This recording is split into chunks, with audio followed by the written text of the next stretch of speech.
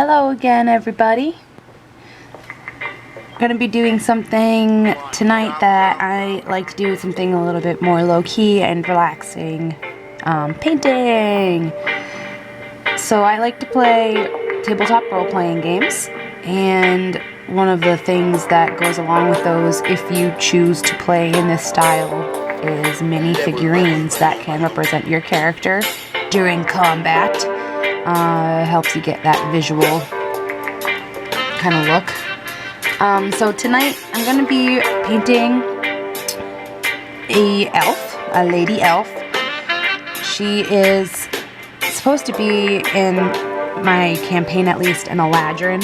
This isn't a specific Eladrin figurine, but I wanted to do a spring Eladrin, and Eladrins are very tied into nature, so I thought that this elf would be a good fit. So we're going to use this elf to represent my Eladrin. And for those of you that don't play Dungeons and Dragons, Eladrins are just a race of elves, and they are the first elves. So they are more tied to nature. Therefore, the skin tone, since this is a spring elf, I'm going to be doing a lot of greens and things. Her skin tone will reflect green as well as her hair, so she will look a little bit different. She won't seem as human in the end. This is a D&D branded figurine. It's very nice. I know Gabe showed it to you. Let's open it up. They are pre-painted, which is great. I don't have to do a base coat on them or anything.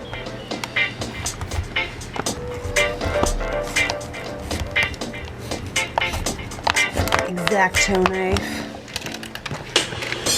That's what we'll be painting tonight. She'll be our spring Eladrin. I'm super excited about the cape. This character in particular, as a spring Eladrin, she also transforms into autumn. So I've already created her autumn counterpart, and her autumn counterpart also has a fantastic cape. I'll have Gabe go get the autumn one to show you, so we can kind of see how we're going to make them look similar but still different, because they are still representing different seasons, although they are the same spirit. Autumn Eladrin, as you can kind of see, the oranges are all throughout. The hair, skin tone, just a very season-oriented color palette.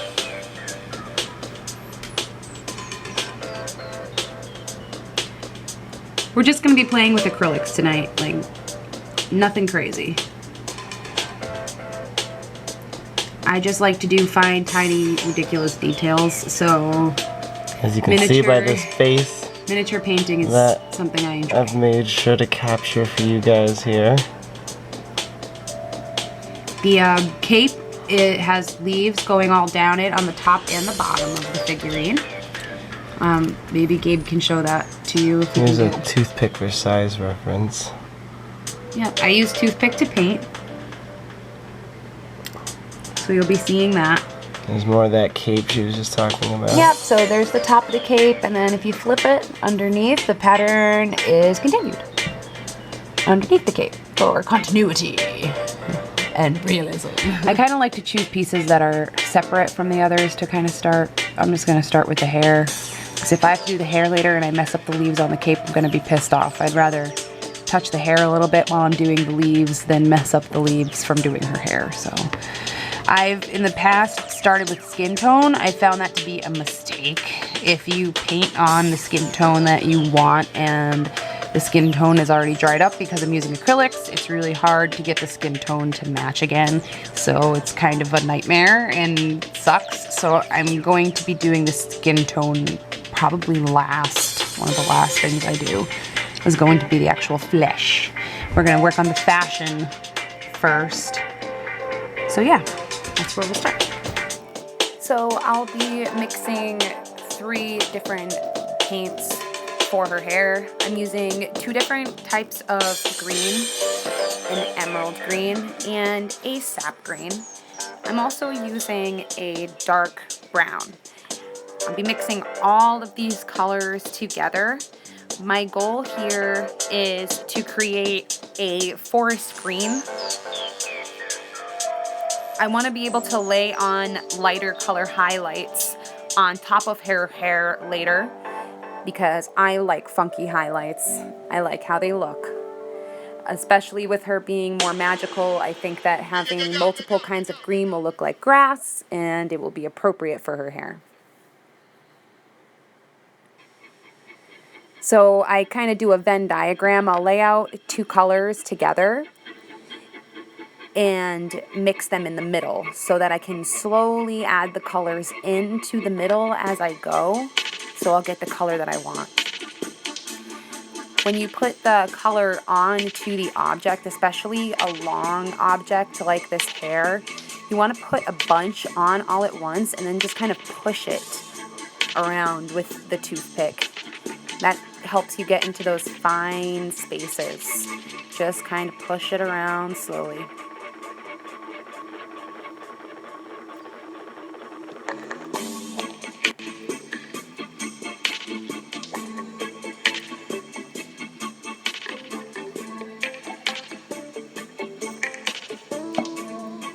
A little bit definitely goes a long way. And I like to make sure I check what the colors look like outside of the tube because they will often look different on the outside than they actually present when you put them on your palette. So when we're getting underneath, it's slender and it's tight spaces. So that's kind of why I like the toothpick. I don't care if paint's gonna get like on the cape because I'll just cover it up later.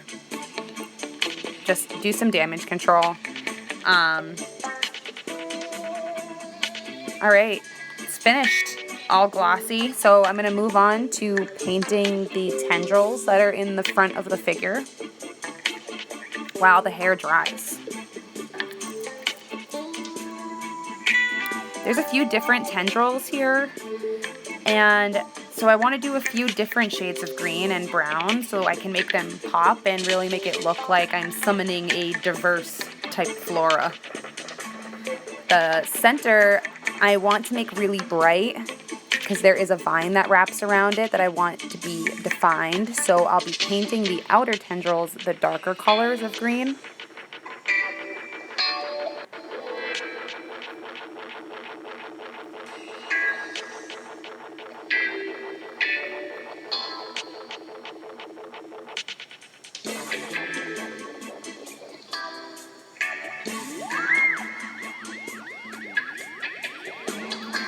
Remember to paint the front and to paint the back.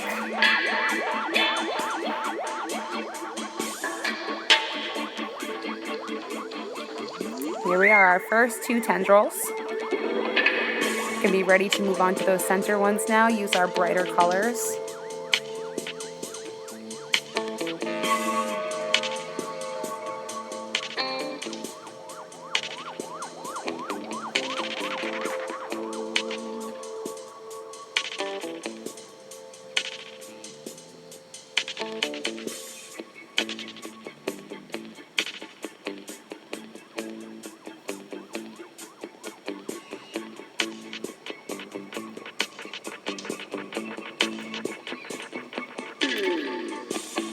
With the center tendril, it's okay if we cover up that little brown vine at first because the brown is darker than the light green, so we can just cover up the light green later on. You just want to get an even coat over the whole vine, so just cover it up at first. You'll be able to cover up with brown later.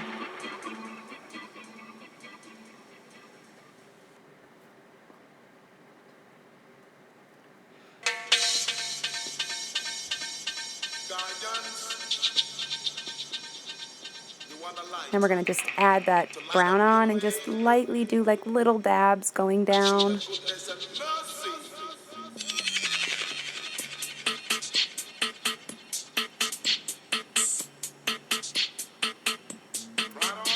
And there it is. Now that our plants are all finished, we're going to move on to our most time-consuming element of all, for sure, which is the cape. I'm going to be using the same colors as the tendrils, doing a randomized overlapping upside down triangle pattern. Now this is extremely monotonous, and I know it's not for everybody, so if your hand starts to cramp, please remember to take a break. I try to randomize the pattern between darks and lights. It really helps to contrast the leaves as well as define each of the leaves from each other. If you don't do that, you run the risk of just creating color blobs. But if you run into a spot where it looks a little blobby, no worries. Just use a color that's on the opposite end of the spectrum to define the leaves. I like outlines.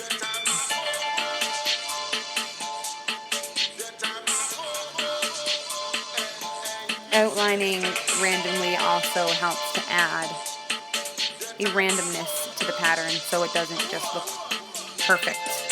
This is nature we're talking about. It's perfectly imperfect.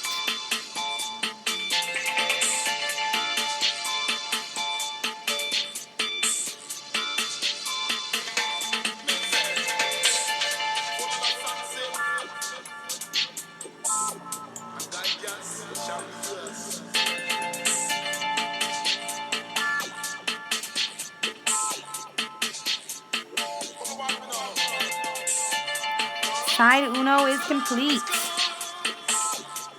You can see I outlined a few.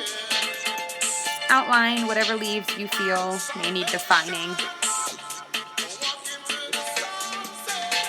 Since it's acrylic paint, it will pretty much dry as you go, except for the top of the cape where the sections are more narrow. So while it was drying, I added highlights to the hair.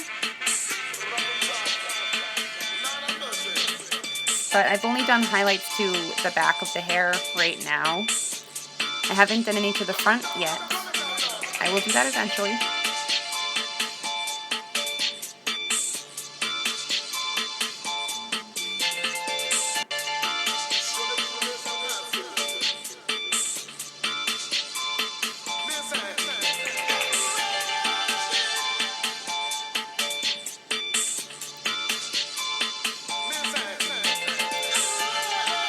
It's crucial though, since I have to paint the back now, that I make sure I save enough paint or mix enough paint or remember how I mix the paint to make sure that the bottom leaves match. I'm going to be using this metallic green to outline the thick edges on the cape. I like how metallics look. They're shiny, they really make things pop, but they also make it look like armor. So that's perfect for these kind of Dungeons and Dragons characters.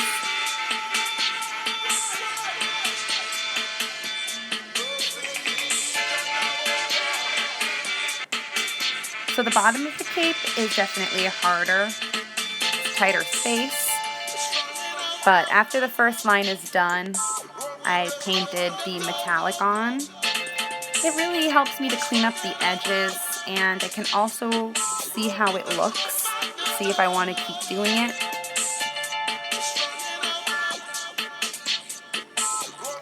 Because it's such a tighter space, that's why I like to paint the clothes last, because you might get some paint on them when you're doing this tight space. So just make sure you take your time and don't fret. If you get paint on the clothes, just clean it up as best you can, and you can just cover it up later. I know my days will be long, my nights will be few.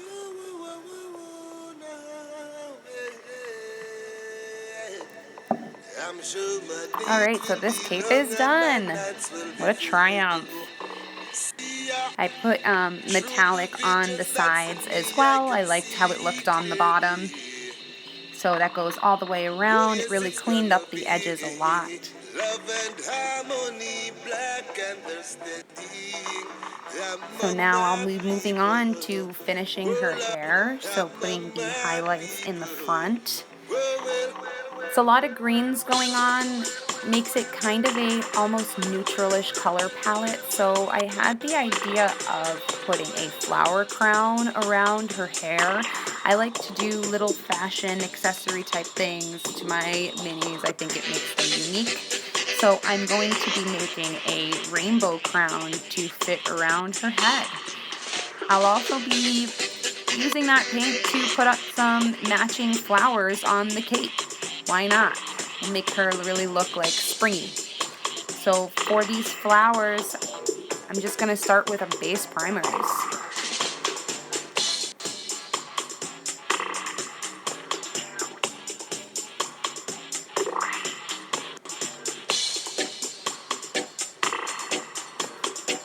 I'm also going to mix the primary colors together to create just a gray that I'm going to use for her tunic, but that will be in part 2.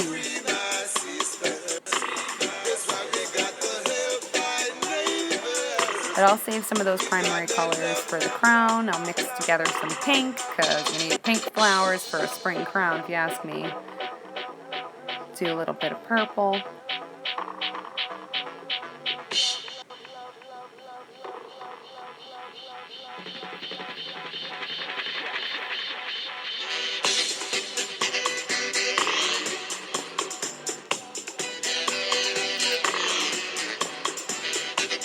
The crown I'm going to put on there just one dot at a time. Go randomly across the head, different colors, number 2 colors next to each other. Make sure you have a steady hand, because they're just dots on the edge of a toothpick. But there it is, a flower crown, a rainbow flower crown. Really brightens this mini up, gives her some personality. So I'll be putting these same colors on the cape. Same idea, same technique, just a dot at a time. I may add finer details later on, so the cape doesn't end up looking too much like a rainbow Christmas tree.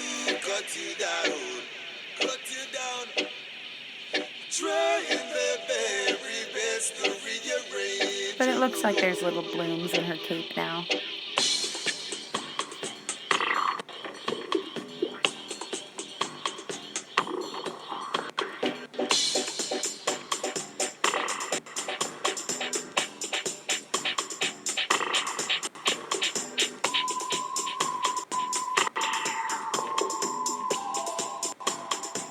And there it is. So besides that, I'm just going to paint her vest a nice dark green so that can really match our theme. Some dark green clothing.